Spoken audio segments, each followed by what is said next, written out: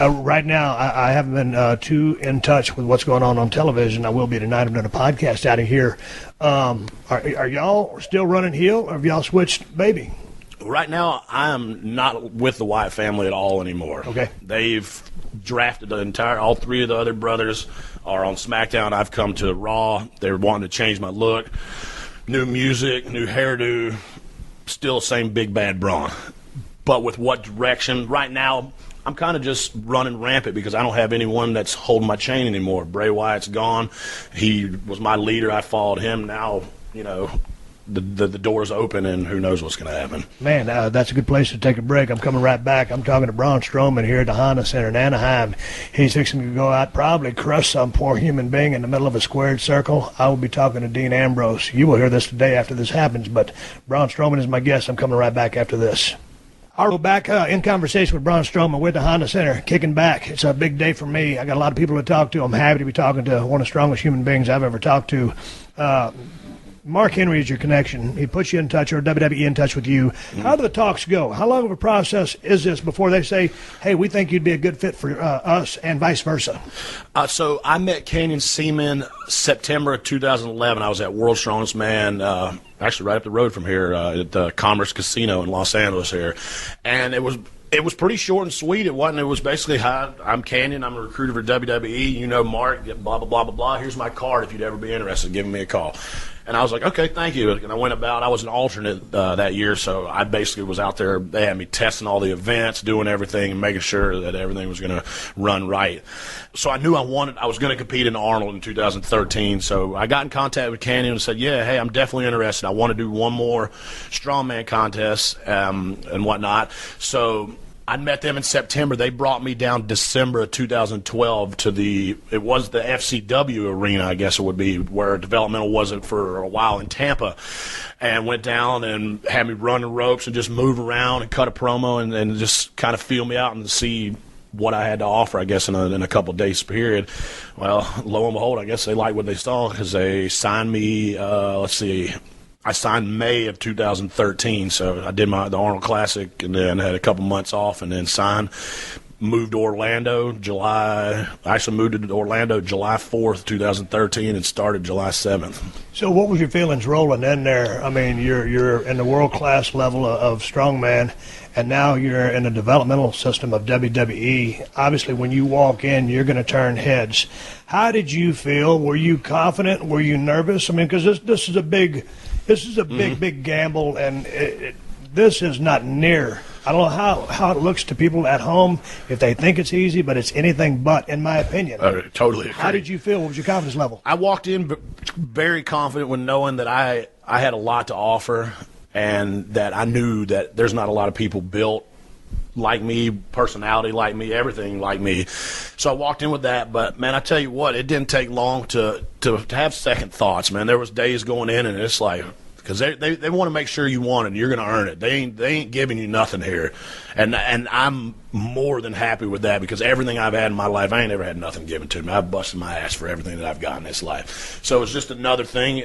And I knew that coming in, I'm starting from the bottom. I wrestled in high school, but other than that, I have zero sports entertainment background in me other than hamming it up here and there on a strongman stage. Now, how did you do in wrestling, amateur? My junior year in high school was my last year I wrestled. I was 23 and 7, and then got hurt in regionals. My senior year I didn't wrestle because fixing my grade situation that I didn't like to do for a while. I had to go to night school, and that happened during wrestling season. But I'm imagining you were more of a strength guy and being able to overpower your opponent than so much a technique guy.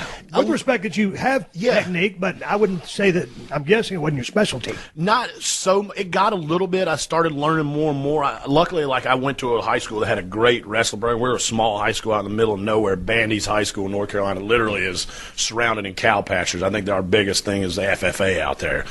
And we had a good wrestling program for a small school, and I had a good group of my buddies. They're all brothers, 4 brothers, the McIntosh brothers, that moved down from upstate New York, and all of them were like 4-time state champs, All-Americans in college. So, and I hung out with them all the time, and they were all a lot smaller than me, but I had to stay on my toes with these guys because we'd be walking in the mall, and they'd try and shoot a double leg on you and take you down in the middle of the mall. Yeah.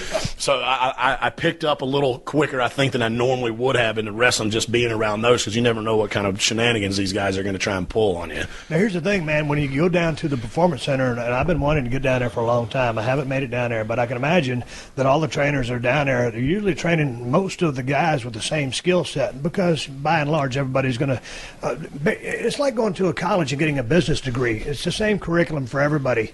But I'm thinking with your body size, your type, you know, you have the amateur wrestling background, but I don't expect you to go out there and grab a whole lot of headlocks, spin around to a hammerlock, and be a scientific wrestler. So my question to you is, how did they I'm trying to say, direct your training, whereas they would direct, a lot of the guys that are coming out of the amateur ranks, but other people that are going to learn how to be a regular wrestler, I don't think that falls into what you're going to be doing.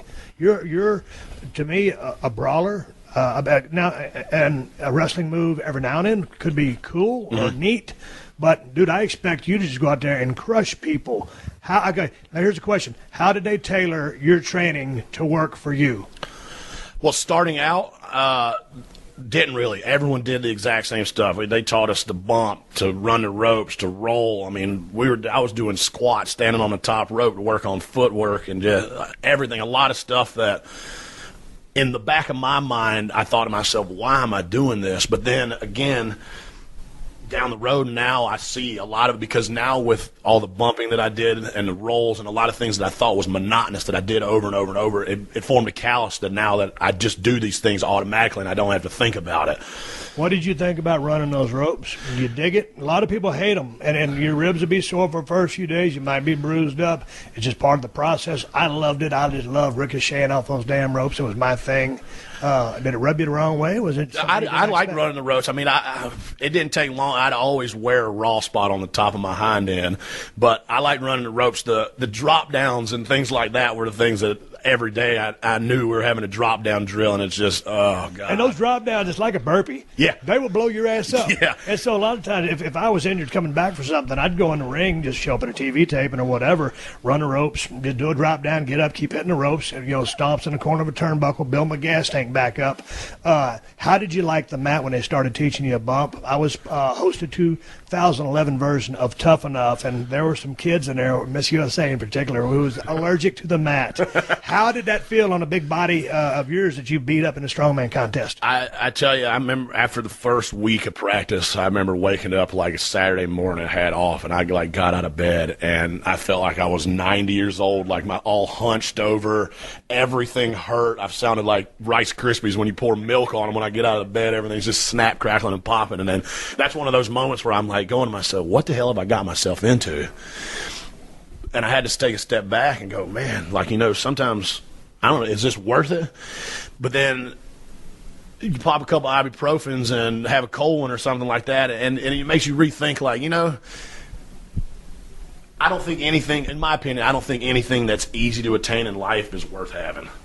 Anybody can have something given to them, and I don't see any satisfaction or gratitude, self-worth of somebody just, here's a plate, eat it.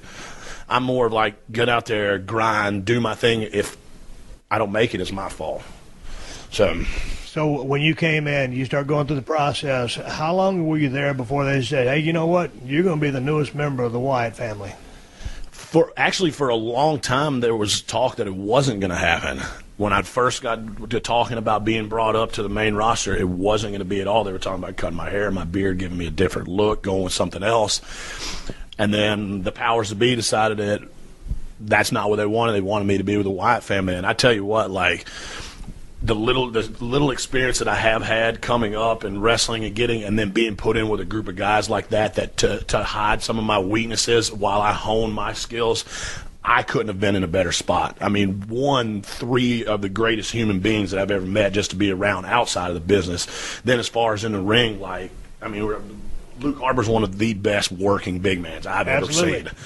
Rowan's the same way. Like, he's come, now that Harper's been hurt for a while, Rowan stepped up into Harper's position, man. We're working on the house shows and things, and he's the one flying around and bumping and doing all this crazy stuff, and then, like, walking out with Bray and just even him mesmerizing me, and I'm in the ring knowing what's going on and just listening to him talk, and it's just like, I was very, very blessed to be put into that spot, and I think it really helped me. Like, I don't know, what would have happened if I would have been brought in doing something else. Who knows? Because, with this business, it's fly by the seat of your pants. You either get over or you don't. I like all the aspects of the Wyatt family, and I could see a babyface run out of those guys. And Bray, I mean, his promos, the way his mind works with that voice that he's got, he's just a entrancing storyteller. Just ropes you in with the cadence, the rhythm, that drawl. You get lumped in with those guys, and like you said, you're going out there, you're part of they call it a team, a faction, whatever you want to call it, but they were able to, protect you. You go out there and do the things you do. Your first few nights, you go out there and everybody throws the iPhones and whatever up. Mm-hmm. Was that a mark-out moment? That's what I said. It's just... the Fireflies is something special. I mean, look, it's taken over the world of everything. Like, the Fireflies are Bray Wyatt's thing.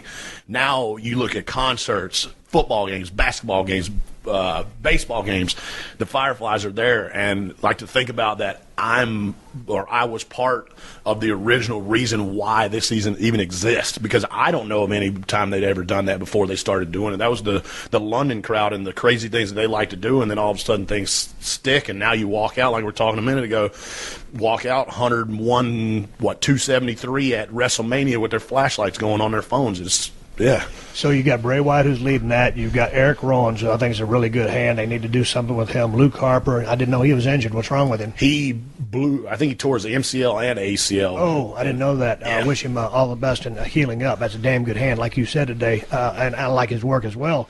So when they said, okay, here's going to be the new guy, his name's going to be Braun Strowman, how did they take you in? Was it like, we don't need another guy, or, man, this guy's green as hell, we'll put him somewhere else? Did they embrace you? How did that process work? Bray and I have had a special connection, I think, ever since we met. He's kind of wanted me since the first time they saw me, because him and I, in real life, it's almost scary how much we are alike. He calls me Evil Wyndham, like I'm pretty much do all the stuff that he doesn't do, which is nothing really, but he's wanted me since day one, and he was ecstatic, I think, when they found out that, here, we're going to give you this guy, and I know you've been wanting him, and let's see what happens.